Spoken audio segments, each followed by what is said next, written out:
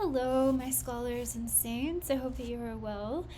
Um, so I'm just feeling like reading something a little bit relational and psychological. When I was an undergrad, I was basically a minor in psychology. It was technically a double major, but it's really, I think, more of a minor. It just feels like that, so that's what I'm going to call it. And we had to do like an extended outline of a psychologist, and for some reason I did Rollo May. I say that because I don't remember how I chose him, and I don't remember what book it was of his, but I remember really feeling drawn toward him. And I, as of recent, acquired, recent being like maybe like the last 5 years, acquired 2 books of his, The Courage to Create and Man's Search for Himself. I think he's probably really prolific. Let's see what it says on the back of here. So he also wrote Love and Will. I think that might have been the one I looked at. The Discovery of Being, also Psychology and the Human Dilemma, The Meaning of Anxiety, Power and Innocence, and Freedom and Destiny. I really don't remember much about Rollo May. So he lived from 1909 to 1994, and he is labeled as an existential psychologist. So I thought I would let's read together and see what it's about. This book, so I'm going to start with The Man's Search for Himself. I don't know if I mentioned that. It's divided up into 3 parts. It has 8 chapters. I'm going to start with the preface. It was published in 1953. Sometimes I just like or love thinking about myself and like going back in time and reading one of these canonical books that we now know or have decided are canonical or classic or well known, and just reading them for the first time, and everyone's reading the book and it's all a buzz, in the community. I would just love to kind of experience that. I just feel like we're bombarded with books and content material now that it's hard to find an intellectual community that's all reading the same thing. And of course you don't have the foresight to understand what book will become important. But I guess if there was like,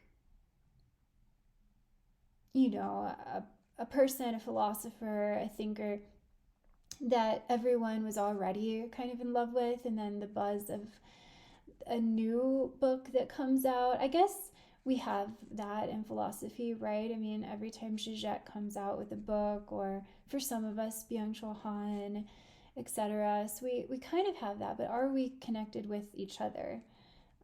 Those of us who maybe follow those people. Anyway, just a thought, but I am going to read the preface. Part 1 is called Our Predicament. Part 2, Rediscovering Selfhood. Part 3, The Goals of Integration. The chapters in Part 1 include the loneliness and anxiety of modern man, the roots of our malady. In Part 2, you have Chapter 3 as being the experience of becoming a person, which I think would be really interesting. The struggle to be is Chapter 4. And then Part 3 has 4 chapters: Freedom and Inner Strength, The Creative Conscience, Courage, the Virtue of Maturity, and Man, the Transcender of Time. So I think it'll be quite interesting. I have a lot to do the last 2 days, or the first 2 days of the long weekend. I was not feeling super well, and so I really did more like spiritual things, just more like self-introspective work, and so it was not necessarily productive in the sense of the world and my work, but that I'm paid for. So I'm doing that today, but I'm just taking a break to enjoy time with you all. So if this is not your thing, because it's maybe a little on the fringe of philosophy, then no worries. I will catch you next time. But for those of you who are interested in psychology and self-development, things like that, then welcome.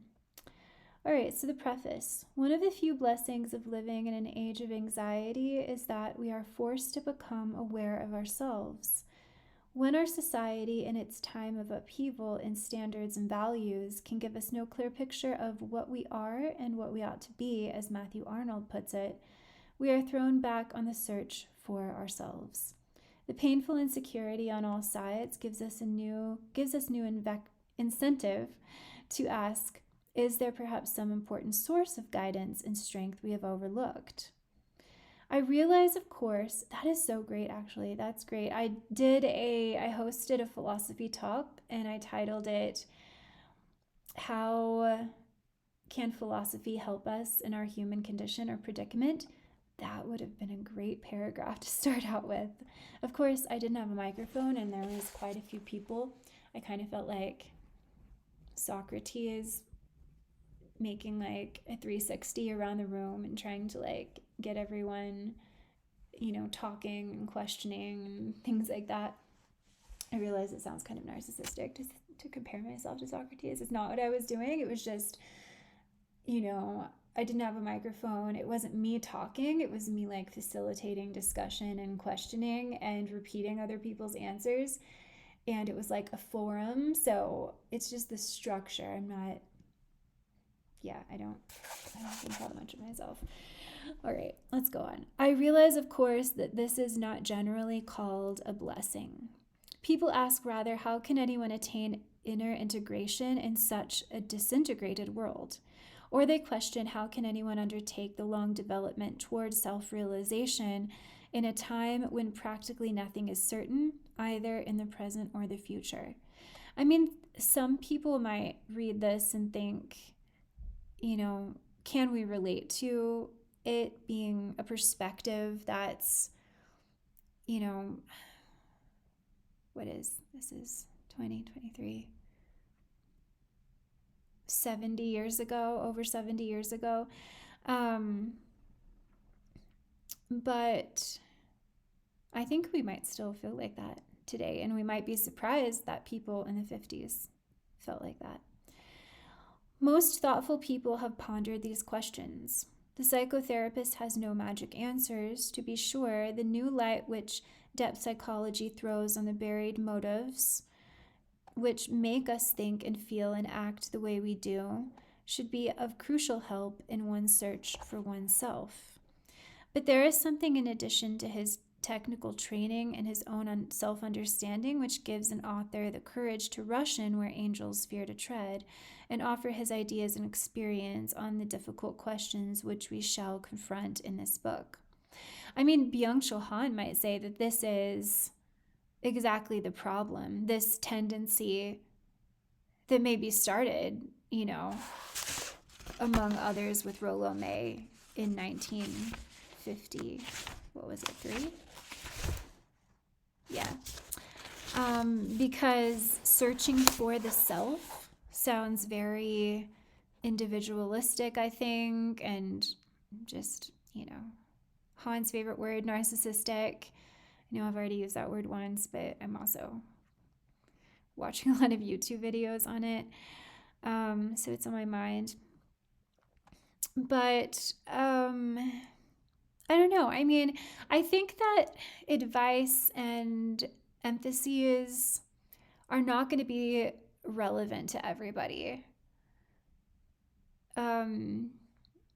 I think there might be different reasons and different stages in our lives where this is more relevant than others. And, our journey is also depend on how we grew up, how our parents were, the attachment styles that we understood, how healthy our relationships are, how possible relationships are. I know I'm sort of writing, or I was, and I want to get back to it probably in December during my winter break. I'm working on an investigation of solitude And, one person's poison can be another person's cure. So I think that's something to keep in mind. This something is the wisdom the psychotherapist gains in working with people who are striving to overcome their problems. He has the extraordinary, if often taxing, privilege of accompanying persons through their intimate and profound struggles to gain new integration.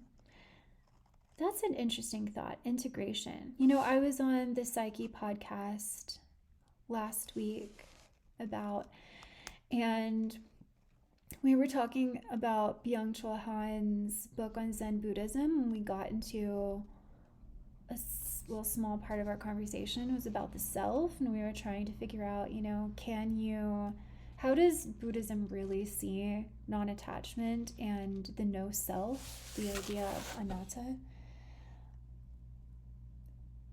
Is that realistic or even desirable to not be a self? And then I brought up kind of the old idea of, probably Jungian idea. I don't know, I haven't read Jung really, not that much. So, but I think a lot of people know about it.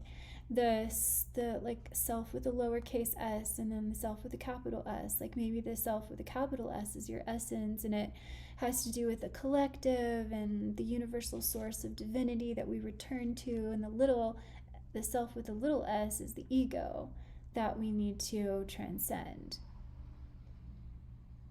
But I didn't realize how stupid that sounded, probably, to someone who's a psychotherapist and focuses on what Rollo May just kind of talked about, mentioned, which is the integration of the self, like a healthy self. So I quickly understood my error that I couldn't understand in my conversation with him. So if he ever listens, I apologize about that, about not having the tools to listen to you and hear you and respond to you. But I was listening to Lisa A. Romero's, podcast or talk on this app called Insight Timer, which I would recommend to anyone. It has a free level, which is wonderful and you could use forever. I pay for it because I find it so valuable. But Lisa A. Romero, maybe her name's Romero, yeah, talks a lot about, I know there's a Rudolf Steiner anthroposophy, is how you say it,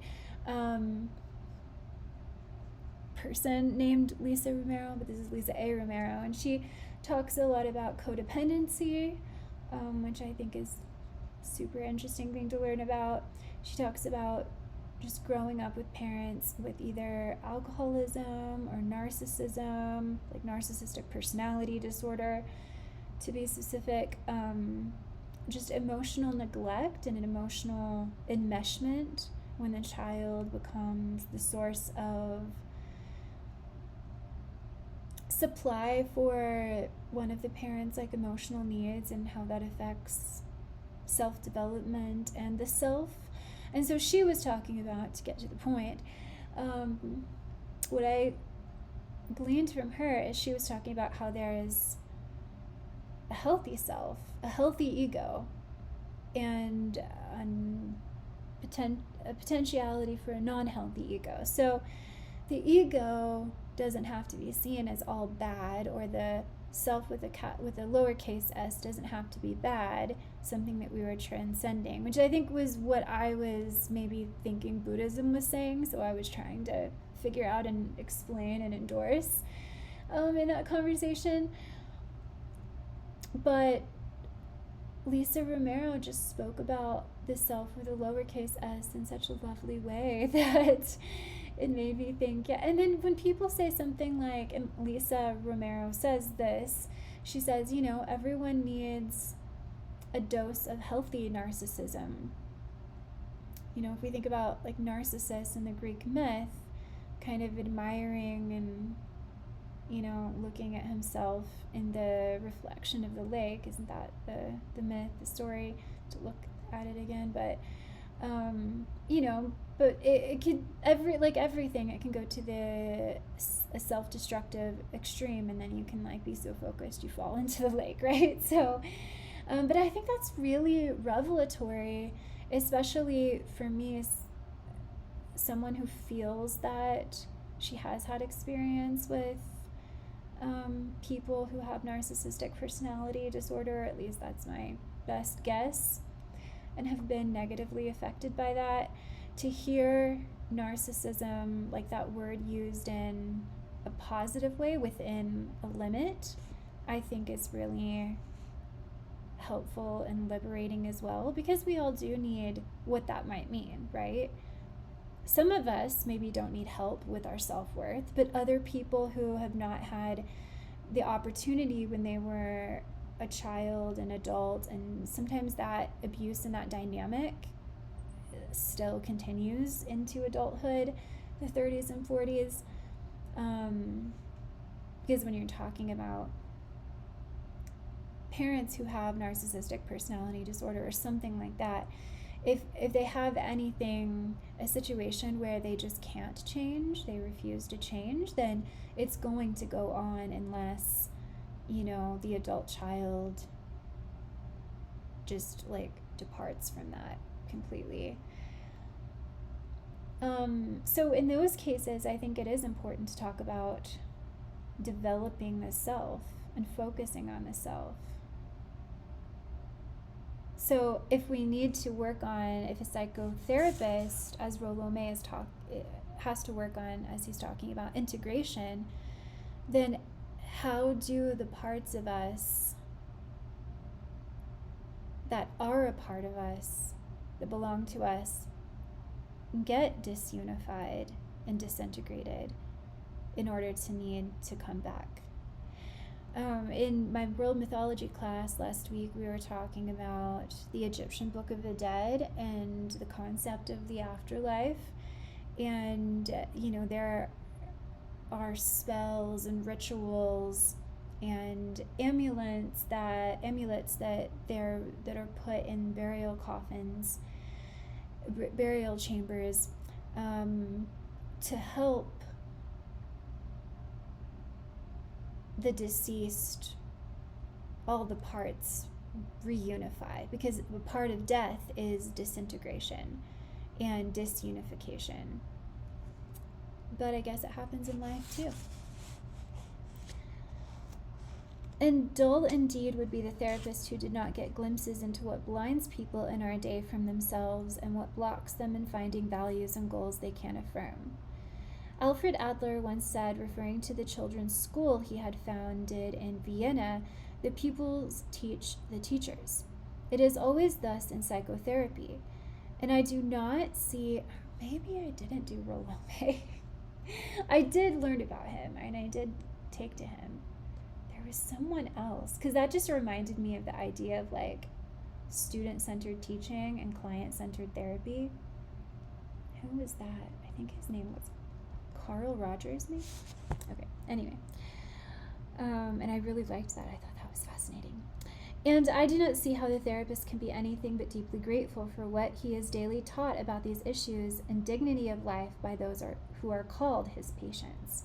I just love that sense of gratitude both ways.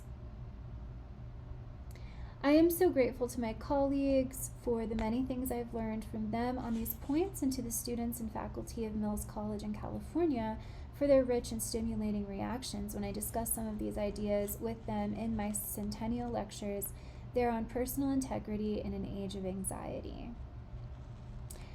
This book is not as, and see, I think and the one thing I guess I worry about, texts like this from the reader's perspective is when we're talking about like something as if it's a phenomenon that reaches everyone. I wonder if the question comes up, like how you can find individual benefit to you within this, the individual within the collective. Which I know I just said it sounded really individualistic, but now I'm thinking it sounds really collective. This book is not a substitute for psychotherapy, nor is it a self-help book in a sense that it promises cheap and easy cures overnight. But in another worthy and profound sense, every good book is a self-help book. It helps the reader, through seeing himself and his own experiences reflected in the book, to gain new light on his own problems of personal integration. I hope this is that kind of book. In these chapters, we shall look not only to the new insights of psychology on the hidden levels of the self, but also to the wisdom of those who through the ages in the fields of literature, philosophy, and ethics have sought to understand how man can best meet his insecurity and personal crises and turn them to constructive uses. Our aim is to discover ways in which we can stand against the insecurity of our time, to find a center of strength within ourselves, and as far as we can, to point the way toward achieving values and goals which can be depended upon a day when very little is secure. And I guess I also worry that, I know reception of this book is not necessarily my responsibility, but I guess I'm kind of making it into that. I worry that, what if that's too pessimistic in a day where very little is secure? I don't know. It's just interesting to think about. So, to me. So there are two quotes, one by Kierkegaard and one by Nietzsche. So you're getting some philosophy nevertheless before part one. So Kierkegaard's is, to venture causes anxiety, but not to venture is to lose oneself. And to venture in the highest sense is precisely to become conscious of oneself. And then Nietzsche's is, the one goeth to his neighbor because he seeketh himself, and the other because he would fain lose himself. Your bad love to yourselves maketh solitude a prison to you. Oh, that's good. That's a good quote. Maketh solitude a prison to you. So that's I guess the other side of what I want to investigate, and my idea of a transformative solitude. What is it? Why is it important to know thyself? And again, that's the self. The sort of justification for the self, the lowercase s, is in that right there, right? The oracle at Delphi, Socrates, know thyself. I guess it could be know thyself with an uppercase S.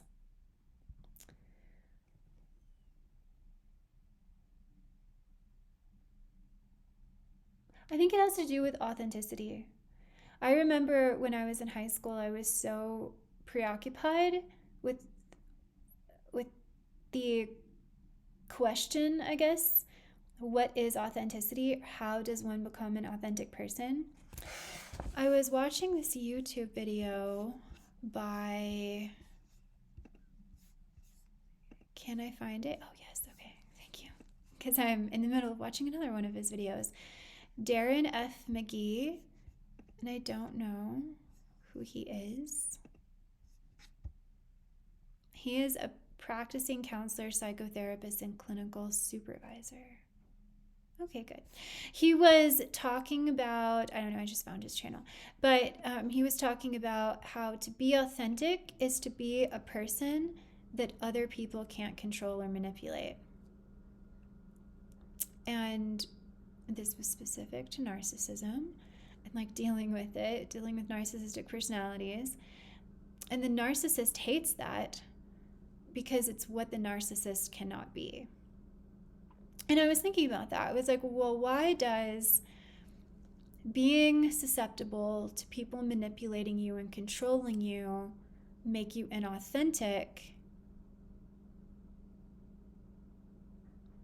And it does make sense because when that happens, then you are being pressured out of fear to be really excited when you think someone's expecting you to be excited, or to give them a lot of gratitude and validation when they signal to you that you want that, when that might not be, you might not feel it much at all, right? You might feel indifferent, you might feel neutral, you might feel, whatever, negatively, but you are performing.